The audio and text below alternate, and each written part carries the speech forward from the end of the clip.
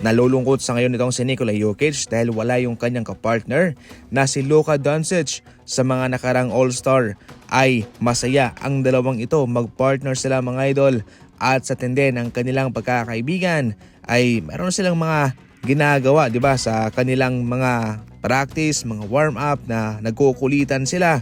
Pero ngayon, malungkot itong si Nikola Jokic sapagkat wala si Luka. Hindi nga ho napili si Luka mga idol. Malaking factor doon ay ang pagkakaroon niya ng injury. Bago pa man may trade si Anthony Davis papuntang Dallas Mavericks, ang Dallas ay walang all-star selection kay Kyrie Irving at kay Luka. Kahit na magaganda naman at dissenting numero ang kanilang naibibigay, itong si Kyrie Irving at itong si Luka bago ang kanyang injury. Subalit nang mangyari na ang trade, may all-star na ang Dallas kay Anthony Davis pero na-injured nga lang ito. Pero safe to say ay napili rin bilang pamalit niya itong si Kyrie Irving. So as of now, para sa Dallas Mavericks, mayroon silang kabuang 2 all-star selection sa kanilang kupunan. Ayos din. Samantala, pinangangambahan sa ngayon na baka i-trade na lamang ng OKC Thunder itong kanilang mga first round picks, yung kanilang 8 picks mga idol, para makuha itong si Copper Flag.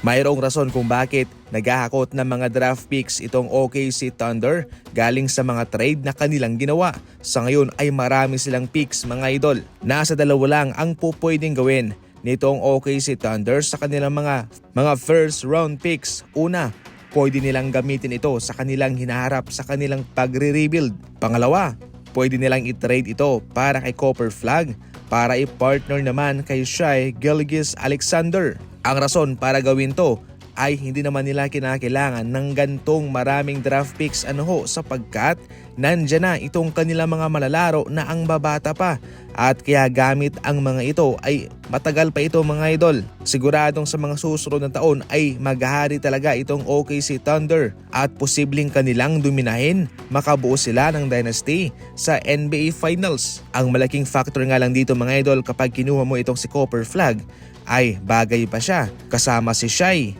Magkakaroon ba siya ng mas mataas na exposure dahil matindi ang kanyang kabangga sa minuto itong si Shai mga idol? Siyempre, kung magsasama sila, aasahan na rin na mayroon ng kahati itong si Shai Gilgeous-Alexander. Para sa akin lang bagay si Copper Flag sa OKC, pero ang tanong ay gugustuhin ba ni Shai na magkaroon siya ng kahati, at posible nga rin masira ang kanilang chemistry. Nako, para sa inyo, ano ang komento ninyo? I-comment lang yan sa comment section at babasahin ko. Sa ating huling balita, ito ang isang revelasyon na gagawing trade sana ng Los Angeles Lakers bago sila mag-trade para kay Mark Williams. Ayon kay Brett Siegel ng Clutch Points, ang Los Angeles Lakers ay kumontak sa Pistons para kay Jalen Duren. Magaling na center itong si Duren mga idol. Bata pa to, 21 years old, at kaya perfecto sana para sa Los Angeles Lakers.